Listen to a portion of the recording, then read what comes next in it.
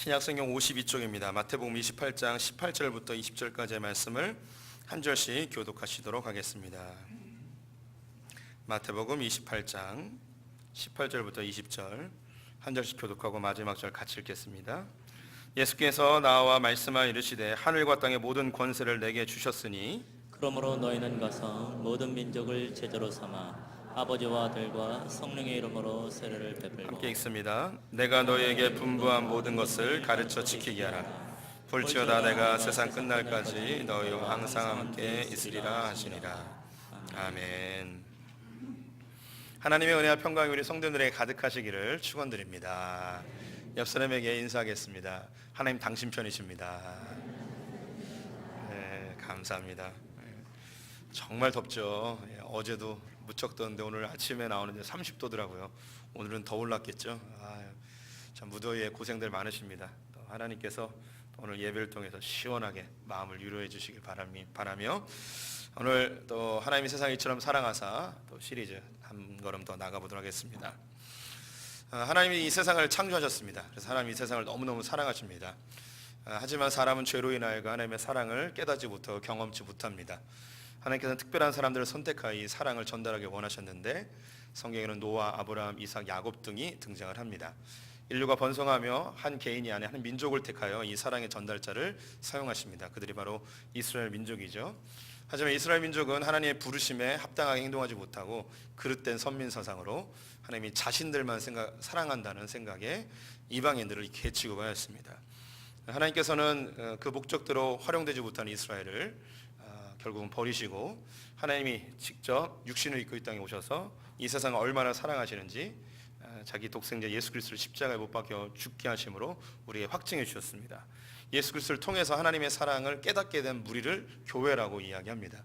하나님이 교회를 통하여 하나님의 사랑을 이 세상 가운데 흘려보내길 원하셨습니다. 하지만 유대교 출신의 초대교회는 예루살렘을 떠나려 하지 아니하였죠. 핍박과 멸망으로 강제적으로 하나님께서는 이 복음을 예루살렘에서 열방으로 흩으셨습니다. 복음은 예루살렘을 떠나 당시 세계의 중심지였던 로마로 가게 되었고요. 긴 핍박의 세월이 있었지만 하나님께서 그들에게 신앙의 자유를 주시고 로마는 급속도로 기독교 국가로 변화가게 되었습니다. 하지만 채 100여 년이 지나지 않아 로마 교회는 심각한 타락이 일어나게 되었고 하나님께서 로마만 사랑하신다는 그릇된 또 선민사상으로 복음의 전달자 역할을 감당하지 않죠. 결국 하나님은 야만족인 고트족과 게르만족을 활용하셔서 하우링이 있습니다. 좀 내려주시죠. 고트족과 게르만족을 이용하여서 로마 제국을 멸망시키고 유럽 전체에 기독교가 펴지도록 하셨습니다. 순식간에 유럽은 기독교 국가들로 변해가게 되었고 이 틈을 타서 로마 교황은 이 국가들을 지배하며 왕을 세우기도 하고 폐하기도 하는 신성 로마 제국이 일어나게 됩니다. 그래서 천년 동안 중세 세월을 보내면서 교회는 하나님의 사랑과 복음의 전달자 역할을 감당하지 못하고 그들의 기득권을 유지하기 위한 부패한 교회로 변질해 가게 됩니다. 그 가운데 하나님은 복음의 원류를 그간에서 끄집어내셔서 활동하시는데요. 그것이 바로 이제 수도원 운동입니다. 하나님은 수도원 운동에 귀한 보석을 숨겨놓으셨죠. 그 보석이 바로 이제 마틴 루터였습니다. 1517년 루터로 인하여서 이 종교개혁이 시작이 되었고 그리고 칼빈에 의하여서 이 종교개혁의 틀이 완성이 됩니다. 유럽 전체에 이제 성경적인 신앙, 하나님이 기뻐하시는 교회의 모습으로 조금씩 탈바꿈해 갑니다. 하지만 그 과정은 결코 쉽지 않았고요. 30년 전쟁과 청교도 혁명이라는 피 흘림의 역사를 통하여 그들은 신앙의 자유를 얻게 됩니다. 이제 교회는 카톨릭과 공존하며 각자의 신앙을 존중해주고 그리고 자신들의 추구하는 신앙의 방향대로 열심히 신앙생활하면 되는데요. 이 개신교, 개혁교회는 이 복음과 하나님의 사랑을 전파하기 위하여 그렇게 피 흘리면서 나왔는데 한 100여 년쯤 지났습니다. 어떨까요? 이제 평화로워졌고 이제 전쟁도 없고 자기의 신앙은 이제 존중을 받게 됩니다. 신앙생활을 잘하면서 좀 복음의 전달자 역할을 잘 했을까요? 평화로워졌으니까. 참 교회라는 게 신기한 게 핍박이 있으면 그 역할을 잘 감당하는데 고난이 있으면 하나님의 말씀대로 잘 사는데 평화로워지면 이게 좀 문제가 생겨요. 이 100여 년이 채 지나지 않았는데 이 유럽 교회는 급격하게 몰락을 하기 시작합니다. 그 몰락하게 된 중요한 이유가 뭐냐면 계몽주의의 흐름 속에 자유주의라는 게 있습니다. 자유주의는 교회 그리고 하나님의 절대적인 지배 아래 생활했던 그 신앙생활이 에서 좀 벗어나서 인간의 자유의지를 좀 존중하고 좀 자유롭게 신앙생활하는 뭐 이런 흐름이라고 보시면 되겠습니다. 이것은 이제 계몽주의의 흐름 속에서 나타났는데요. 계몽주의는 우리가 아시듯이 우리의 이성과 합리적 사고, 과학적인 이 틀 안에서 이 세상을 좀 바라보자는 그 전까지 1000년 동안 신의 울타리 안에서 교회의 속박 안에서 살던 것을 이제 좀 인간 중심적으로 좀 바꿔보자는 그런 운동이었습니다. 그래서 이 계몽주의 이전에는 모든 그림들이 다 성경에 대한 이야기, 하나님에 대한 그림이었다면 계몽주의 시대 때는 이 하나님을 다 버리고 이제 사람 그림을 그립니다. 그래서 노는 그림, 사람의 초상화를 비롯한 이런 사람을 주제로 한 그림들을 그리죠. 음악 역시 그 전에는 다 교회 음악이었습니다. 하지만 계몽주의 이후에는 무도회 음악이나 유흥의 음악들이 이제 발전하게 됩니다. 또 문학 작품 역시 마찬가지입니다. 이전에는 교회에 관련된 성경에 관련된 글들이 쓰여졌다면 이제 사람의 이야기, 연애에 대한 이야기도 있고요, 모험에 대한 이야기도 있고 뭐 이런 사람 중심의 이야기들로 이제 바뀌어갑니다. 그런 연장선상 속에서 성경 역시 합리적 사고, 이성적 판단으로 한번 살펴보자는 거죠. 로마 카톨릭은 이 성경을 성직자들만 보고 일반 성도들에게 읽지 못하도록 그 제한을 했습니다. 종교개혁이 일어나면서 인쇄술이 발달하고 그리고 각자 자기의 언어로 성경이 번역되면서 일반인들도 이제 성경을 보유하게 되었고 또 읽을 수 있게 되었습니다. 그런데 이런 좀 공부를 하고 좀 앞서가는 그 지식인들이 성경을 보면서 좀 의심이 가기 시작하는 거예요. 예전에는 그냥 멋모로 읽었는데 좀 공부를 하고 합리적 사고를 하면서 좀 이게 뭔가 좀 안 맞는 듯한 느낌이 드는 거죠. 우리 성도님들은 어떠실지 모르겠네요. 예수님이 처녀의 몸에서 태어난 게 좀 잘 이해가 되시나요? 예수님 무리를 걸으시는 게 좀 합리적으로 이제 좀 판단이 되시나요? 예수님이 죽은 사람을 막 일으키시고 눈먼 자를 낫게 하시고 병든 자를 낫게 하시고 앉은 뱅이를 일으키시고 또 모세가 홍해를 막 가르고 그리고 아침마다 만나가 막 내리고 막 이런 일들 어떻게 좀 이게 받아들여지시나요? 계몽주의 사회에 과학적 사고를 하고 합리적 사고를 하였던 그들에게는 이것이 도저히 받아들이지 않았습니다. 그래서 성경을 좀 자유롭게 이제 해석하는 흐름들이 나타나는데요. 그것이 바로 이제 자유주의입니다. 그래서 성경에서 비과학적인 걸 빼기 시작했습니다. 그래서 기적들을 다 빼고 하나님이 비합리적으로 창조하신 이야기들 또 하나님의 역사들 이런 거 다 빼기 시작했습니다. 다 빼니까 이제 뭐만 남냐면 놀랍게도 산상수훈만 남는 거예요. 그러니까 그 교회에서 무슨 일이 벌어지느냐? 신학자들과 목사님들이 성경에 있는 이 기적에 대한 이야기들, 또 하나님의 우리가 상상하기 비이성적인 역사들 이런 것들을 빼기 시작하니까 교회에서 설교할 게 없는 거예요. 그러면서 점점 설교 시간이 줄어들기 시작했습니다. 존 칼빈이 종교개혁 하면서 교회에서 했던 두 가지 중요한 사역이 있었습니다. 강해 설교와 교리 교육이었는데 성경의 권위가 다 무너진 거예요. 성경은 사람이 쓴 거라고 이야기한 거예요. 하나님이 사람을 통해서 직접 기록하신 게 아니라 사람들이 옛날 그리스 로마 신화처럼 그렇게 뻥튀기 하고 그렇게 그 신화적으로 쓴 것이라고 이야기하니까 성경의 권위가 다 떨어지죠. 그러면 그 목사님들이 설교할 때 신화를 어떻게 성도들에게 이야기하겠습니까? 여러분이 뭐 이렇게 큰 문제가 있으면 모세가 홍해를 가른 것처럼 하나님께서 여러분의 삶의 문제를 확 갈라주실 겁니다. 뭐 이런 설교를 못 하는 거 아니에요. 여러분이 막 배고프고 가난하고 힘들게 살 때 하나님 만나 매출하기를 이스라엘 백성들을 40년 먹여주셨듯이 구름 기둥과 불 기둥으로 그들을 인도해 주셨듯이 반석을 쳐서 물이 나왔듯이 여러분의 삶을 그렇게 인도해 주실 것이고 필요를 채워줄 것이고 여러분의 갈증을 해결해 줄 겁니다. 이렇게 설교를 못 하는 거예요. 그리고 죽은 사람을 살려냈듯이 여러분도 부활하신 겁니다. 뭐 이런 설교 못 하는 거죠. 이런 설교 못 하니까 점점 설교 시간이 줄어듭니다. 그리고 강력한 메시지를 전하지 못하는 거예요. 그러면 이 메시지가 안 나오니까 이 교회에서 성도들이 은혜를 못 받는 거예요.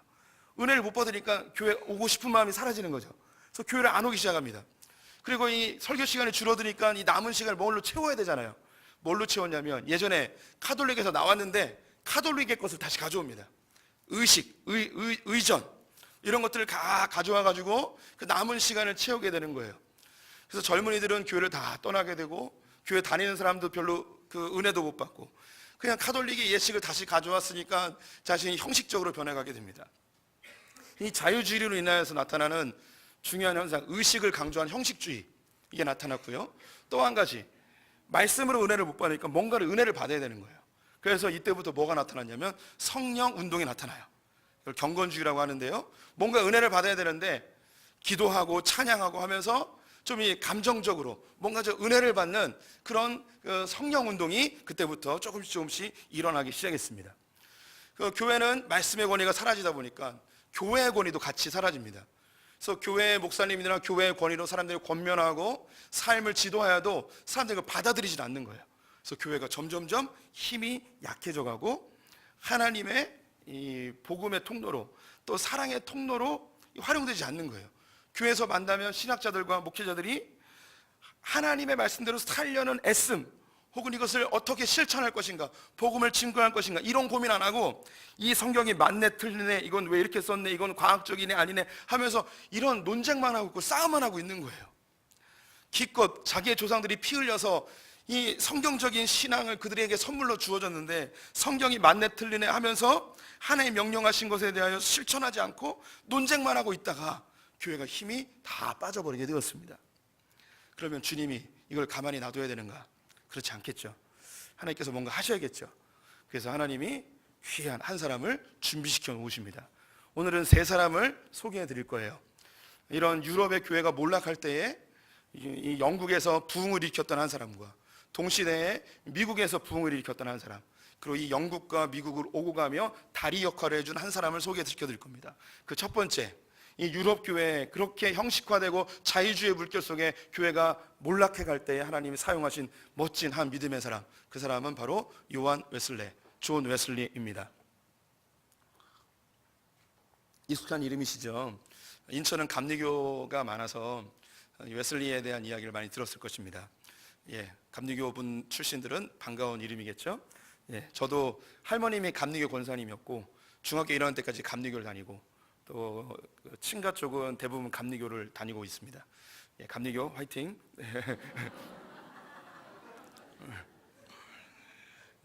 요한 웨슬리는 1703년에 태어났습니다. 아버지도 성공의 목사였습니다. 어릴 때 목사 사택에 불이 나가지고 가족들이 한꺼번에 다 몰살당할 뻔했습니다. 그때 극적으로 구원받게 되는 일이 있었는데요. 그 일은 요한 웨슬레의 아주 유명한 일화로 남아 있습니다. 그런 17살 때 옥스퍼드 대학을 들어가게 되는데요. 그의 동생 찰스 웨슬레하고 함께 가게 됩니다. 그의 동생 찰스 웨슬레도 굉장히 유명한데요. 이름이 익숙하지 않으실 수 있겠지만 우리 성도들이 가까이 신앙생활할 때 접하는 분이기도 합니다. 왜냐하면 성경 찬송가에 많이 나와요. 우리가 부르는 전부여 의지 없어서, 이거 이분이 만들었고요. 웬일인가 내 형제여, 이거 만입이 내게 있으면, 이런 찬양들을 찰스 웨슬레가 지었습니다. 평생 그 부흥에 인도하고 전도 집회하면서 요한 웨슬레의 말씀 전하고 찰스 웨슬레는 찬양 인도하고, 이런 두 형제가 아주 멋진 사역을 하였죠. 옥스퍼드 대학을 가서 이제 성공의 목사가 되는데요. 옥스퍼드 대학에서 이 요한 웨슬레는 깊은 고민을 합니다. 신앙생활에 대한 깊은 고민인데요. 두 가지가 큰 그의 주제였어요. 첫 번째는 칼빈에 의해서 종교개혁이 급속도로 유럽에 퍼지게 되었는데, 칼빈이 이야기했던 중요한 교리 중에 예정론이라는 게 있습니다. 하나님이 구원받을 자를 창세전부터 택하여 부르셨다는 것인데, 근데 이 예정론을 그 성도들과 또 그 애를 따르는 다른 목회자들이 이걸 잘못 이해하고 어떻게 가르쳤는지 사람들이 뭐라고 생각하냐면, 우리 성도님들도 그런 얘기 종종 하세요. 하나님 나를 택했다면 내가 무슨 짓을 해도 하나님 결국 구원하신다, 이런 생각을 갖고 있는 거예요. 그리고 지금 예수 믿으시라고 이야기하면 뭘 지글 믿냐고, 내 마음대로 살다가 죽기 직전에 바로 딱 예수 믿으면 그때 천국 가는 거 아니냐고, 그리고 내가 택함 받았으면 대충 살아도 하나님 마지막에 나를 예수 믿게끔 하실 거 아니냐고, 이런 이야기를 하는 거예요. 그래서 이런 분위기가 유럽에 있는 칼빈주의자들에게 많이 퍼져 있었어요. 그래서 나는 구원받았기 때문에 막 살아도 된다는 거예요. 그래서 심지어 예수 안 믿는 사람들보다도 더 못한 생활들을 하고 있는 거죠. 그래서 이 잘못된 예정론이 교회를 망친다는 생각을 요한 웨슬레가 하게 됩니다. 그래서 이 예정론을 이제 반박하며 구원은 우리가 어떻게 사느냐, 이게 더 중요하다 이야기하는 그런 신학의 노선을 따르게 돼요. 이게 알미니안주의라고 하는데요. 이 알미니안주의하고 칼빈주의하고 막 이렇게 싸우기도 했어요. 오늘 좀 어려운 이야기 하는데 그냥 모르면 그냥 넘어가시면 돼요. 근데 이 두 가지는 다 필요해요. 우리가 구원의 완성을 위하여 두렵고 떨림으로 이루어내야 돼요. 우리가 하나님께서 택한 자들이지만 구원의 시작과 구원의 완성이 있습니다. 하지만 모든 사람이 구원의 시작에 동참했다고 구원의 완성에 이르는 것은 아닙니다. 모든 사람이 다 혼인잔치에 초대받았지만 쫓겨남을 당하여 슬피 이를 가게 되는 사람이 있다는 거예요. 그래서 다 같이 우리 교회 다니고 있지만 우리가 다 교회 가는 건, 천국 가는 건 아니에요. 그래서 우리가 늘 두렵고 떨림으로 구원을 이루어야 되는 거죠. 이때 우리의 행실, 또 하나님과의 관계, 죄와의 싸움, 그리고 하나님 앞에서 선한 행실들, 즉 예수 그리스도를 닮아가는 성화의 과정이 반드시 필요한 거죠. 그래서 이 칼빈주의의 예정론과 이 알미니안주의의 행위 구원이 이 두 개가 잘 조화롭게, 시작은 예정으로 시작하고 우리의 구원의 완성은 행위로 구원이 완성이 되어지는 이 두 가지가 다 겸비가 되어져야 하는 거죠. 칼빈이 원래 이야기한 것도 이거였어요. 근데 이게 좀 변질이 된 거죠. 그래서 이 요한에스레는 행함이 없는 그 거룩한 삶을 살지 못하는 이 그리스도인들에 대한 이 분노, 울분이 있었습니다. 또 한 가지 형식화돼 버리고 열정 없는 이 유럽 교회에 대한 그런 울분이 있었습니다. 그래서 이 유럽의 교회, 특히 이제 영국 교회를 형식주의에서 타파하고 그리고 경건한 삶을 살게 하기 위한 그런 운동들을 좀 일으켜야겠다라는 그런 고민을 합니다. 그러다가 이제 대학을 졸업하고 안수를 받고 대학에서 헬라어를 잠시 좀 가르친 다음에 자기 아버지가 섬겼던 교회로 가서 이제 사역을 합니다. 하지만 2년 정도 사역하고 그 마음에 내가 이런 시골 교회에서 사역을 하기 위해서 내가 목사가 된 게 아니지, 좀 큰 뜻을 품고 이 민족을 변화시키고 영국을 변화시켜야지라는 생각에 자기가 나왔던 옥스퍼드 대학을 다시 돌아가서 거기서 이제 젊은 대학생들을 모으고 자기가 지금까지 고민했던 성경 중심적인 신앙생활과 또 거룩한 경건의 삶의 운동들을 합니다. 이것을 홀리 클럽이라고 하는데요. 많은 옥스퍼드 대학 학생들과 옆에 있는 캠브리지 대학 학생들이 함께 이 일들을 또 이렇게 감당을 하게 됩니다. 근데 사람들이 이 요한 웨슬레를 보면서 너무 원칙주의자인 거예요. 너무 빈틈도 없고 너무 완벽주의의 삶을 살려고 애쓰는 거죠. 그래서 별명을 붙여줬어요. 너는 너무 완벽주의야, 너무 원칙주의야 하면서 너는 메토디스트야 라고 이렇게 불렀습니다. 이 메토디스트는 방법론대로 산다, 뭐 원칙주의다, 뭐 이런 의미가 있습니다. 그래서 이 메토디스트가 요한 웨슬레를 따르는 사람들의 무리를 다 일컫는 말이 되었습니다. 이 메토디스트가 뭐가 되냐면 우리나라로 번역하면 이제 감리교가 되는 거예요. 여기서 이렇게 이제 대학생들을 중심으로 열심히 신앙운동을 시키게 됩니다. 그러다가 우연치 않게 당시 영국이 미국을 식민지화하고 있었는데 미국에서 선교사로 와달라는 그런 초청이 있었어요. 마침 그때 아버지도 돌아가시고 해서 어머니와 상의한 결과 미국으로 가기로 합니다. 이 요한에스는 큰 꿈을 꿨습니다. 세계는 나의 교구다. 나는 이 영국에서 이제 제한되는 그런 삶이 아니라 이 젊은 20대 초반에 그 열정이 넘치는 이 젊은 선교사가 난 이 미국을 다 변화시키리라. 특별히 인디안 선교에 관심이 있었습니다. 인디안 이제 다 죽었어. 내가 다 변화시킬 거야. 막 하면서 영국으로 넘어가요. 조지아주로 가게 되는데 한 교회를 맡게 됐습니다. 처음에는 인디안 선교를 하려고 했는데 한 교회, 지역 교회의 목사로 부임하게 되니까 인디안 선교는 이건 뭐 간대 없이 그냥 교회만 열심히 섬기게 되는 거예요. 근데 여기서 1년 9개월밖에 사역을 못 하는데 여자 문제가 생겼어요. 막 이렇게 나쁜 문제는 아니고요. 이 젊은 목사가 오니까 조지아주에 있는 치안 장관이 이제 젊은 목사님이고 결혼도 안 했으니까 자기 조카를 소개시켜 줍니다. 소피아라는 여자애인데 18살이었어요. 웨슬리가 보고서 한눈에 반합니다. 이 여자다. 근데 막 이렇게 마음이 막 뜨거워지고 결혼하고 싶은 마음도 막 있는 거예요.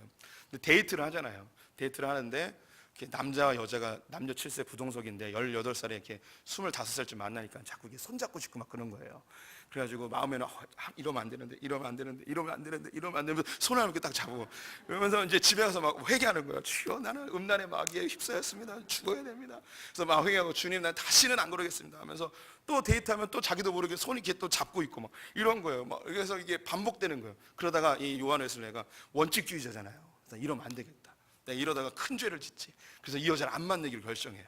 자기는 좋아하는데 죄와 싸우려고 안 만나는 거예요. 근데 이 소피아가 자기 좋아하는 거 아는데 고백을 안 하는 거죠. 그러다가 청혼이 들어옵니다. 다른 사람에게.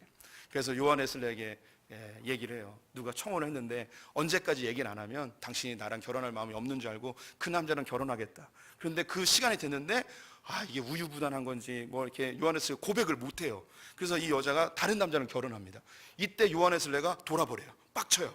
그래가지고 젊으니까 얼마나 시기심과 질투심에 막 가득 차가지고, 근데 이 여자가 결혼했으면 다른 교회 가면 좋겠는데 그 교회를 그냥 다니는 거예요. 남편하고 같이. 그러니까 이거 설교하는데 그 꼬라지를 어떻게 보고 있어요, 요한 웨슬레가. 그래가지고 요한 웨슬레가 보는 족족 지적하는 거예요. 꼬라지가 그게 뭐냐, 똑바로 가다니라, 기도 열심히 해라, 신앙생활 그따위로 하면 안 된다, 막 하면서 계속 지적하는 거예요. 스트레스를 계속 받다가 도저히 안 되니까 이 요한 웨슬레가 어떻게 결정하냐면 너 성찬 금지 시켜버리는 거예요. 성공회는 우리랑 다르게 한 사람씩 나와서 이렇게 그 떡을 주거든요. 근데 그 남편이 온 거예요. 남편이 왔는데 남편에게 떡을 안 줘버린 거예요. 좀 복수한 거죠, 복수. 근데 이 소피아의 삼촌이 치안 장관이잖아요. 자기 여동생, 자기 조카를 이렇게 모멸감을 준 것에 대해서 열이 나가지고 고소를 10건을 해버려요. 그래서 고소한 것에 대해서 알고 그 1년 9개월 만에 도망을 가버려요. 몰래 야반 도주하죠. 그래서 영국으로 돌아갑니다. 그래서 이 미국의 선교사의 활동은 그렇게 실패로 끝났어요. 그런데 여기서 이제 여담인데요. 요한 웨슬레는 참 하나님께 쓰임 받은 멋진 사역자였는데 한 가지 여자복이 없었어요. 결혼을 늦게 해요. 47살에. 근데 아이가 4명 있는 과부랑 결혼을 하게 되는데 아주 멋진 사역자니까 주변에 얼마나 여자들이 많았겠어요. 근데 많이 이렇게 대시가 있었는데 이 결단력이 없어가지고 한 사람에게만 이렇게 결혼하자고 그래도 결혼했을 텐데 아무도 고백을 못한 거예요. 그러다가 47살이 돼서 자기 교회에 아주 그냥 신실한 이 과부 한 명인데 너무 마음에 드는 거죠. 그래서 결혼하자고 했어요. 결혼하자고 하고 15일 만에 결혼을 해요. 아주 급하게 해버린 거죠. 47살이 되니까 급하기도 했을 것 같긴 해요. 그런데 이 여자가 의부증인 거예요. 그래서 막 이게 사역을 하고, 또 옛날에는 교통수단이 없으니까 전도여행 가고 그러면 몇 개월 만에 돌아오고 그러면 이 여자가 막 장문의 편지를 써서, 이 장문의 편지도 그냥 쓰는 게 아니라 어떤 여자랑 있냐, 이 새끼 저 새끼 하면서 똑바로 안 해만 하면서, 그러면 하면은 막 머리 끌어당기고 막 하고 막 이러는 거죠. 그래서 전 세계에 유명한 악처 3명 있습니다. 아실만한 분인데 악처 3명, 아주 유명한 악처들이에요. 첫 번째 소크라테스의 아내, 두 번째 웨슬리의 아내고요, 세 번째 제 마누라입니다.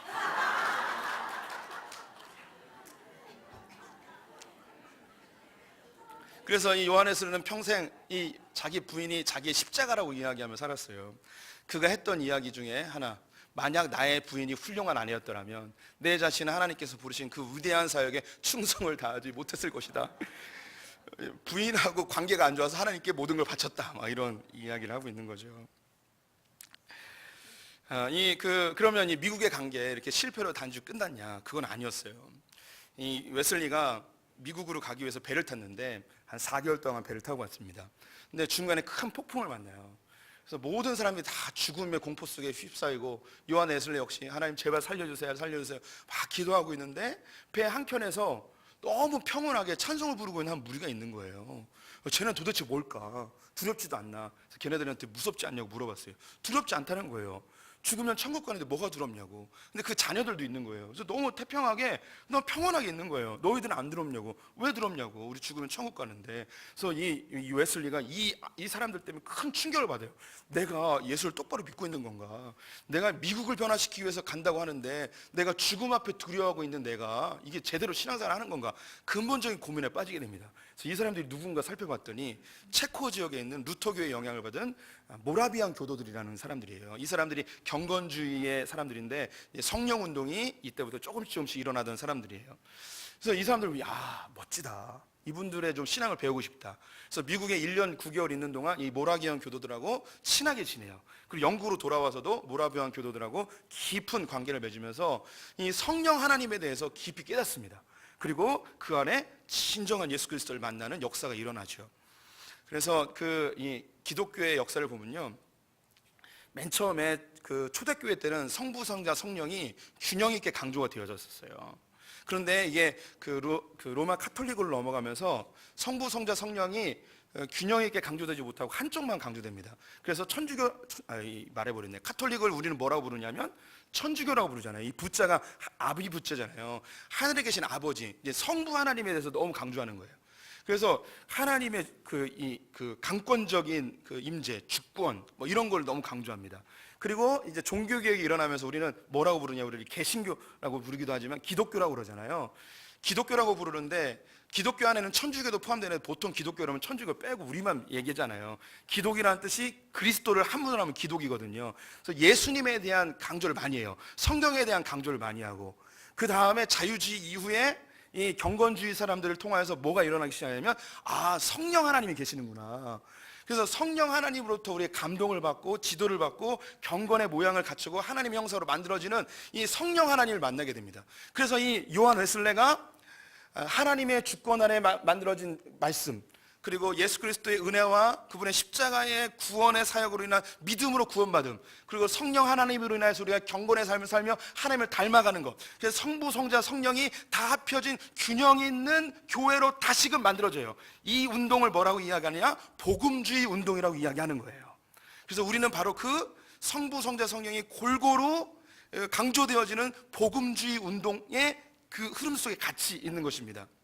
그래서 요한 웨슬레가 성령 하나님을 경험하고 예수 그리스도를 증거하고 하나님의 절대 주권 속에 이 영국의 큰 부흥 운동을 막 일으키게 됩니다. 그들이 형식화된 신앙과 또 이 경건하지 못한 비윤리적인 그리스도인으로서는 도저히 보일 수 없는 그런 모습들, 그리고 자유주의에 의해서 교회가 다 만신창이 되어진 그 유럽 교회에서 멋진 신앙의 부흥의 운동을 막 일으키는 거죠. 이때 동시에 이제 미국에서 비슷한 운동이 일어나는데 그 주역이 누군가?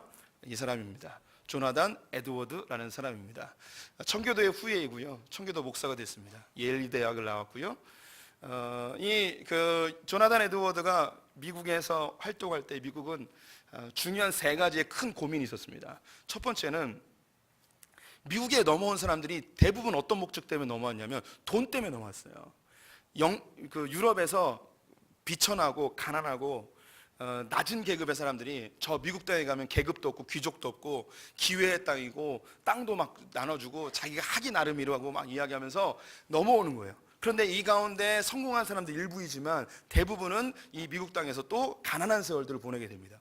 그러니까 부유한 사람들은 부유해지니까 향락을 즐기게 되고, 가난한 사람들은 삶의 고뇌를 잊기 위하여 술을 엄청나게 먹는 윤리가 아주 바닥인 그런 때가 되어져요. 그래서 그들은 또 총기 소유가 자유로워지면서 이런 여러 가지 총기 사고들과 또 이 윤리적으로 부패함이 아주 가득했습니다. 또 한 가지 인디안의 문제가 있었어요.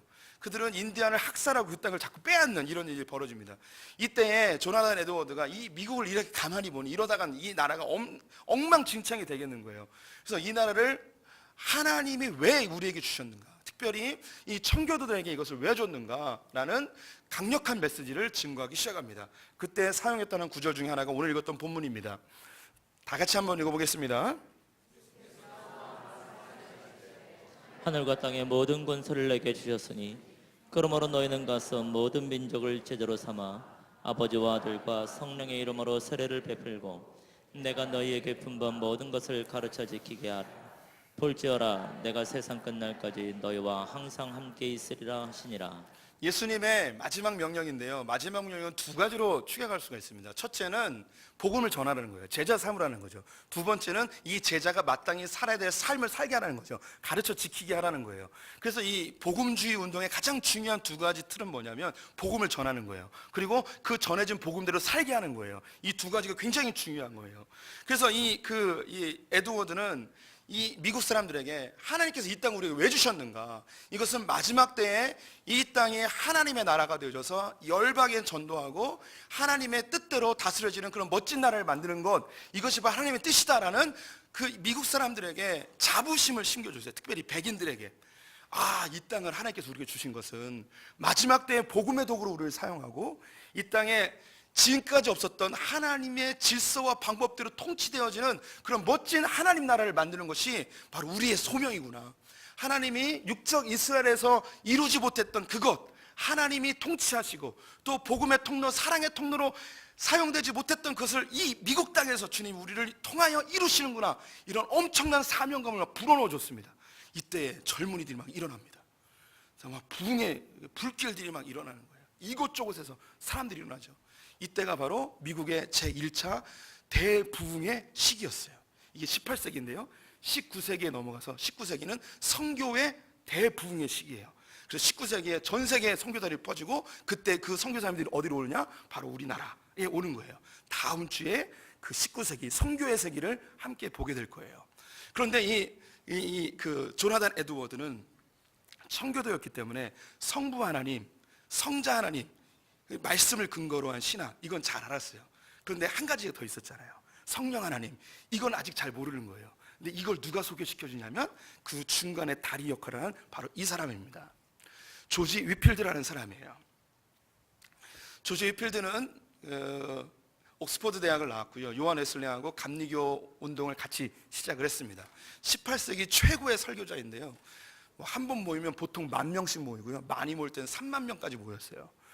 그러면 30,000명이 모이면 얘기하면 끝까지 들릴 수 있을까요? 의심이 좀 되시죠? 그때 당시에 있었던 사람들의 기록을 보면요, 위필드의 목소리는 마치 천둥 소리와 같았다라고 이야기를 하는 거예요. 흔히 이제 화통을 삶아먹은 그런 목소리인 거죠.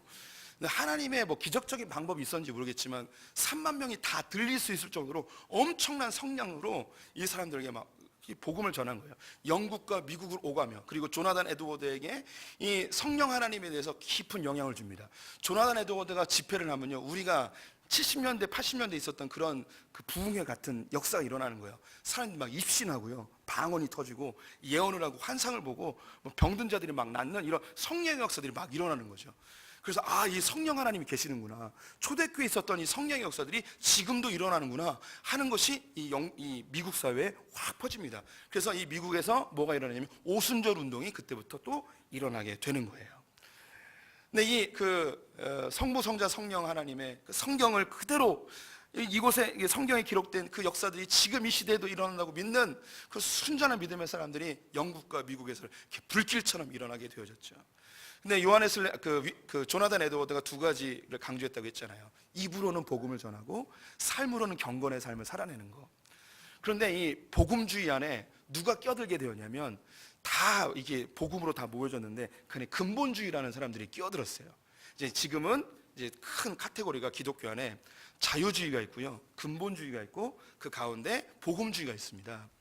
요즘 미국의 대통령인 트럼프가 있잖아요. 트럼프 연설하는 거 보면 하나님 이야기하고요, 미국을 하나님 사랑하신다 이야기하고 청교도들의 신앙으로 미국이 세워졌다고 막 이야기하면서 하는데, 이 트럼프는 복음주의가 아니에요. 어디냐면 바로 이 근본주의예요. 그래서 트럼프가 따르는 노선이 뭐냐면 하나님이 미국만 사랑하시는 거예요. 미국만 복받아야 되는 거죠. 이 근본주의는 전도는 열심히 해요. 그런데 삶을 통하여 하나님의 사랑을 증거하는 일에 굉장히 소극적이에요. 한국이 실제로 80년대, 90년대 이 근본주의에 빠졌어요. 그래서 우리 교회만 복받으면 되고 내 가정만 복받으면 되면 나만 복받으면 되는 이런 생각으로, 그래서 하나님께 헌금은 많이 해요. 그런데 이 사회적 책임을 다하지 아니하는 이 근본주의에 많이 빠져 있었어요. 또 반대편이 이 자유주의죠. 이 자유주의는 복음을 전하지 않아요. 왜냐하면 자유롭게 믿어야 되니까. 대신에 이 사람들은 사회를 개혁해야 된다는 그런 이야기들 많이 해요. 민중신앙, 해방신앙 이런 거 좀 들어보셨죠? 이 사람들이 바로 이 자유주의였어요. 이 두 가지는 다 약점이 있어요. 하나는 사회적 복음을 실천하지 않고, 하나는 입으로 하는 전도를 하지 아니하고, 그 가운데에 우리의 입으로는 하나님의 말씀을 전하고 삶으로는 그리스도의 사랑을 실천하는 이 모습이 이 복음주의 안에 있죠. 그래서 복음주의 운동의 산물을 정리해서 보여드리겠습니다.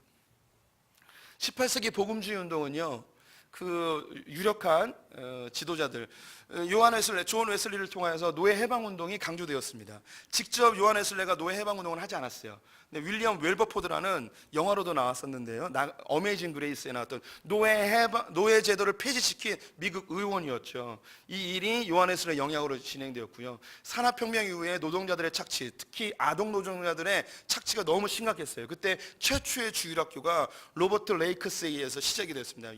요한 웨슬리의 영향이에요. 또한 요한 웨슬리의 영향으로 윌리엄 부스라는 사람이 구세구를 설립합니다. 구세구는 복음 전도에 아주 열정적인 단체였고요, 더불어서 빈민구제에 열심히 했어요. 지금도 구세구는 이 빈민구제 하는데 열심을 내고 있죠. 조지 위필드는 고아원 사역을 열심히 했습니다. 조나단 에드워드는 미국 사회를 개혁하였고, 특히 학대당하고 살육당했던 인디안들을 위한 선교를 열심히 했던 사람이죠. 우리 한국교회, 특히 우리 대한예수교 장로회 합동 측은 세 가지의 노선을 따르고 있습니다. 칼빈과 루터가 따랐던 개혁주의, 그리고 순수한 믿음의 청교도들, 그리고 균형 잡힌 신앙을 갖춘 복음주의, 이 세 가지 노선을 따르고 있습니다. 바로 우리 성도님들이 바로 그 노선 속에 있는 거예요. 성도님들은 어떻게 살아야 되는가? 우리 입으로는 예수 그리스도를 구주임을 고백하고 전도하는 삶을 살아야 됩니다. 더불어 나의 삶으로는 나만 복받는 삶이 아니라 주님이 나를 통하여 그리스도의 사랑이 증거되길 원하는, 그래서 우리를 부르셨거든요. 하나님의 아름다운 덕을 선전하기 위해 우리를 부르셨기 때문에 우리가 흘려보내는 삶, 이 땅을 하나님의 나라로 만드는 이런 삶을 사셔야 됩니다. 우리 성도님들, 이렇게 이 복음주의 노선에 있는 입으로는 전도하고 삶으로는 그리스도의 사랑을 실천하는 이때에 뭐가 일어나는가? 부흥이 일어나는 거예요.